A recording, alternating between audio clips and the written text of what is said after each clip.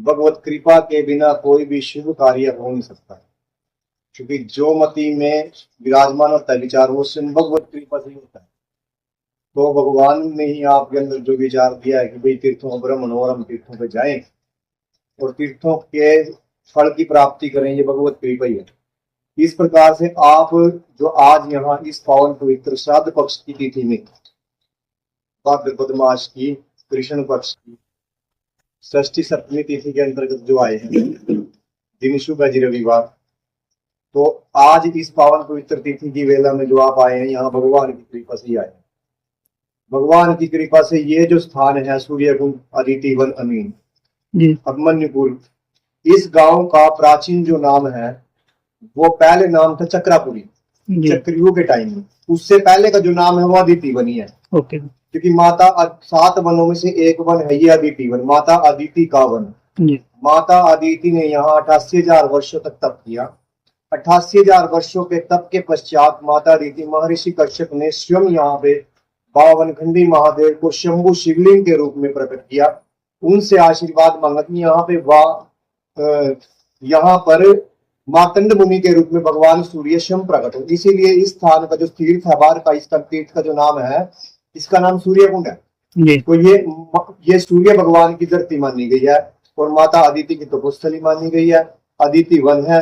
महर्षि कश्यप एक ऐतिहासिक और प्राणिक दोनों ही दृष्टियों से यह स्थान मतलब कुरुक्षेत्र की भूमि में सबसे पावन पवित्र और सर्वोत्तम श्रेष्ठतम स्थान है।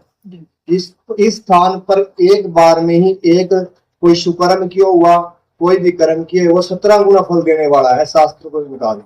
यदि आप यहाँ पर भगवान का भगवत नाम चिंतन एक बार में करते हैं, नाम स्मरण जप करते हैं, तो उसका फल 17 गुना है, मल्टीप्लाई 7। तो इसका स्पष्ट रूप से यहाँ पर जो है पिंडी रूप में स्वयं यक्ष देव विराजमान है। यक्ष किसको कहते हैं? जैसे कि जो दैविक शक्ति देवताओं जैसे गुण रखती हो और राक्षस कुल से हो। तो जैसे कि मतलब जो है ना भगत प्रहलाद हुए, भगत प्रहलाद के पिता कहते राक्षस थे, लेकिन माता उनकी कया जो है देव गुणों से संपन्न थी। उस प्रकार जो भगत प्रहलाद पैदा हुए, तो भगत प्रहलाद को न तो देवता बोला जा सकता और ना ही उनको राक्षस। तो इसलिए उनको जो योनि प्राप्त होती है उनको बोला जाता है। इसी प्रकार से जो है ना बर्बरीक को, बब्रुवान जी को, इनको यक्ष बोला जाता है।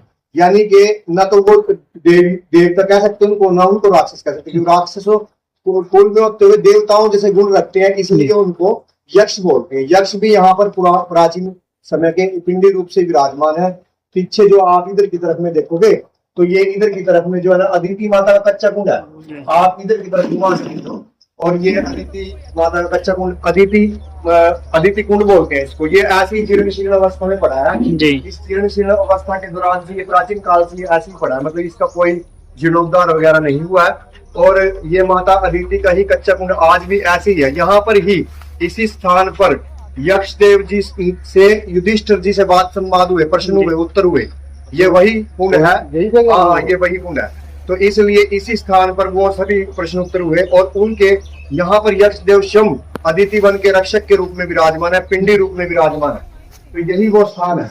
और इस स्थान पर आपको अगर आप आओ तो आपको और विधिवत के साथ चलते अगर वो पिंडी रूप में यक्ष को आप देखना चाहते हो तो वो सामने पिंडी रूप में यक्ष जी विराजमान है। सामने जो छोटा सा मंदिर आप दिखाई दे रहा है मंदिर परिसर के अंतर्गत ही ये पिंडी रूप में यक्ष जी स्वयं विद्यमान है। यहाँ पे पिंडी रूप में अदिति रक्षक, अदिति वन के रक्षक अरंतुक यक्ष ये यहाँ पे विद्यमान है। और कुरुक्षेत्र की जो संपूर्ण धरा है, कुरुक्षेत्र की संपूर्ण धरा के अंतर्गत जो है अभिमन्युपुर चक्रापुरी का अदिति वन का जो ये पावन पवित्र स्थान है, इस स्थान पर जो है माता अदिति ने स्वयं तपस्या की और माता अदिति की तपस्या के फल प्रारूप स्वरूप जो है गणखंडी महादेव शंभु शिवलिंग के रूप में यहाँ विद्यमान है। आप उनको भी दर्शन कर सकते हैं। और पिंडी रूप में स्वयं जो है विद्यमान है भगवान शंकर जी, साक्षात शंभु प्रकट है, भूमि से स्वयं प्रकट है, ज्योतिर्लिंग है। और कुरुक्षेत्र की धरती के सबसे प्राचीनतम ज्योतिर्लिंग है, शिवलिंग रूप में विद्यमान भगवान शंकर जी स्वयं विद्यमान है। और देख सकते यहाँ पर आते ही आपको वो आनंदमयी प्रतिभा भगवान की स्वयं भी दर्शित हो जाएगी, हृदय में आभास हो जाएगा कि दैविक शक्ति के समान पर तो हमें उस कभी भी उस शक्ति का आभास यदि हमारे अंदर थोड़ा सा भी धैर्य को विद्यमान है तो